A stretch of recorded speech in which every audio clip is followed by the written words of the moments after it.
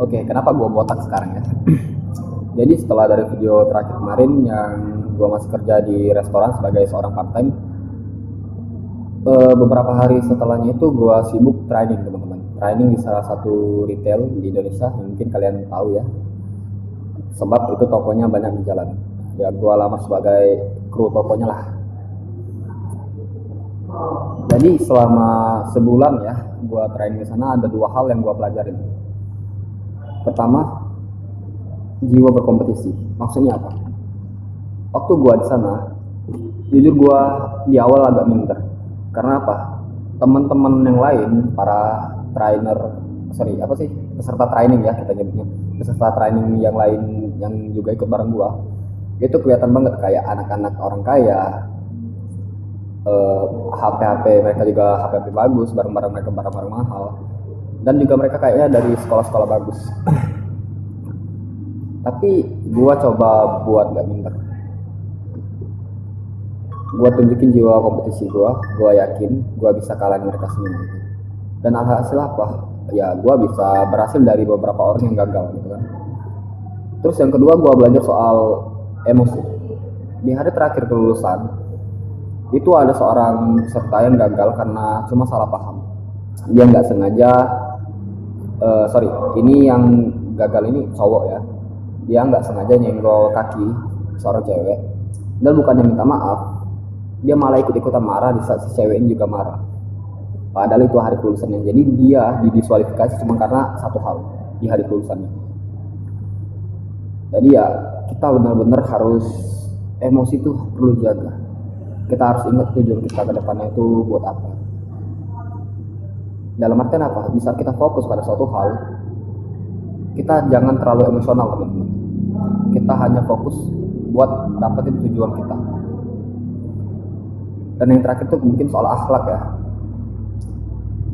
Banyak dari anak-anak yang gagal itu attitude-nya kurang bagus, etikanya kurang bagus.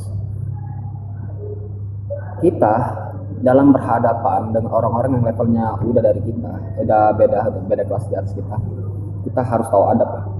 Apalagi kayak kami kemarin tuh peserta training, terus yang training kami juga pasti orang-orang yang sudah berpengalaman gitu kan, orang-orang yang berpengaruh yang bakal nilai kami.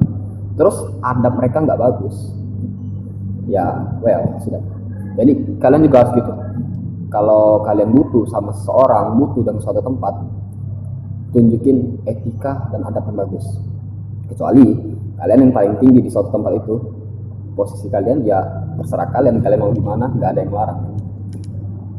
Nah itu beberapa hal yang gue pelajarin sewaktu gue training itu. Terus ya pada akhirnya gue keterima jadi karyawan. Gue sudah ada tempat untuk penempatan.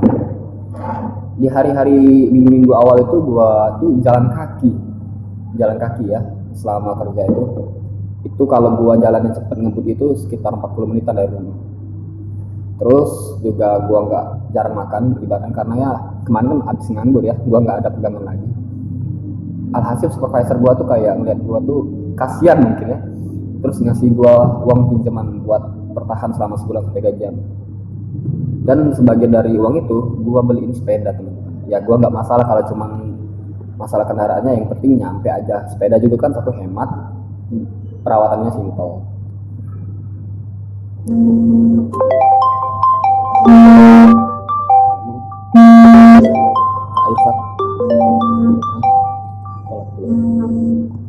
Oke, tadi ada telepon masuk. Nah, jadi apa sih sebenarnya gue pengen kasih tau di video ini?